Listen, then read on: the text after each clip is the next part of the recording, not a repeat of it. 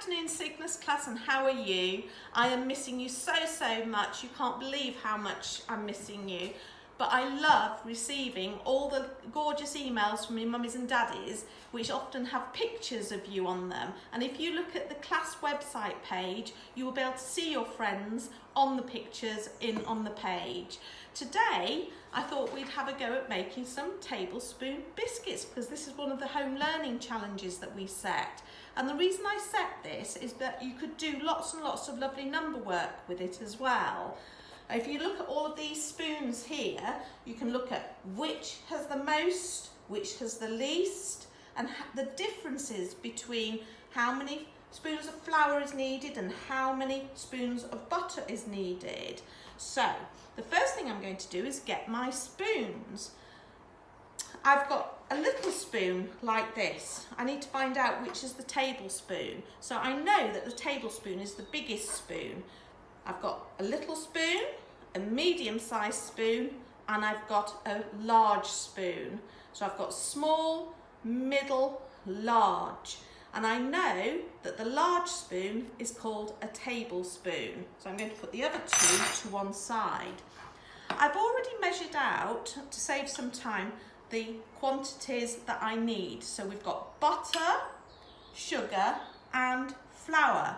And the first thing I'm going to do is to put the butter into the big glass bowl. And I'm just going to break it down a little bit before adding the sugar, because it's straight out of the fridge and it's a little bit hard. I wonder if you can see who's joining me on the kitchen floor.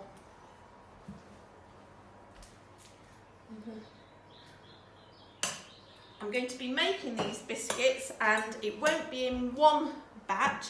I'm going to be making these biscuits to a point, and we're going to be stopping this video and starting it again later. But the reason I want to make these biscuits is I've got another story that I'm going to read to you another day, and we're going to be inviting someone for tea. We're going to be inviting an imaginary person or an imaginary animal for tea. So I'm just beating up the butter at the moment. Oh, it's very hard. And now I'm going to add the sugar and give it a quick beat up so that it's all mixed in together. This takes a bit of time, and you might need some help from mummies and daddies to do this, to make sure it's all mixed up.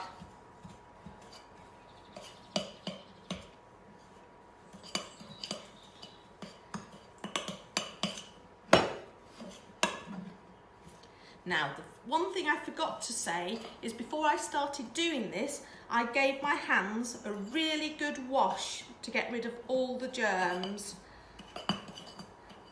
because it might well be that I'm using my hands in a minute to help me mix some of the stuff. So, that was step one. Step two is to add the flour, and I've added 8 tablespoons of flour. And I'm going to mix this up, and then I'm going to put my hands in to help me as well. And then what I'm going to do is, when it's all mixed up, put it into the fridge to make it go slightly hard. I know one person has sent me a lovely video, or a lovely photograph rather, of them making some dinosaur biscuits. I won't mention who, but if you go onto the class page on Friday or Saturday, you'll be able to see which person I'm talking about. So I am kneading everything together. Can you remember that we do Play-Doh gym in our class, where we're using our hand muscles to help us? This is similar to this. So what I'm doing is mixing it all in together, and hopefully it will make one big ball. And then I'm going to put it in the fridge to cool down. And for now, I'm going to say goodbye until the next video. And Guinness is obviously still asleep, not interested in it, because it's not his tea time yet. Bye, everyone. Hello again, Cygnus class. You can see that I've got a clock in front of me, and this is one that my oldest child, Oscar, made when he was very little, and you'll see it's a Bath rugby clock, but I've actually put some numbers around it because I'd like you to look at this, and I wonder if you can tell me what time this is. The long hand is pointing to the 12, which is the o'clock, and the short hand is pointing to the 4, which is the 4 o'clock. Now the recipe asks that I left this in for 30 minutes in the fridge. So 30 minutes takes us halfway round the clock until the hand reaches the 6, the long hand reaches the 6. And this means it is now 4:30 because it's halfway round to 5. And I'm going to take the mixture out of the fridge now, and we're going to put it out for rolling. So I shall just be a minute. Let's go to the fridge, get it out. I have washed my hands again because every time you do some cooking, and actually most things that we do at the moment, we've got to make sure that we constantly wash our hands to get rid of all the germs, especially when you're coughing and sneezing or touching anything else. So I've got my big ball. It's like our Play-Doh, isn't it? Apart from this will be scrummy to eat. And the next thing we're going to do is roll it out. I'm going to put some flour on the surface, and this stops the mixture, the dough, from sticking to the side. I'm just going to put a little bit on top because the next thing I'm going to do is roll it out, and you can see how crumbly it is.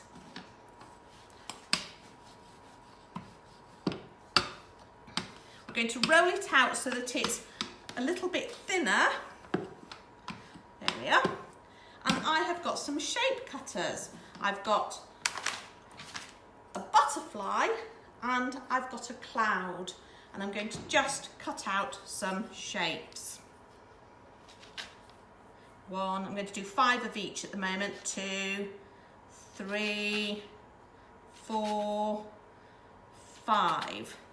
And now I'm going to use this lovely cloud or flower shape. 1, 2, 3, 4, 5. What I'm going to do is I'm going to place them on the baking tray, and I've put some special baking sheet, but you don't really need this, but I put this on just in case for my biscuits, and I'm going to make a bit of a repeating pattern with my dough. So we've got a cloud or a flower. Let's call it a flower. We've got a butterfly.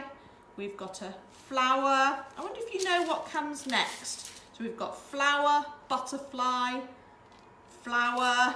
What comes next? I think it's going to be a butterfly. And this is like a repeating pattern. So we've got flower, butterfly, flower, butterfly.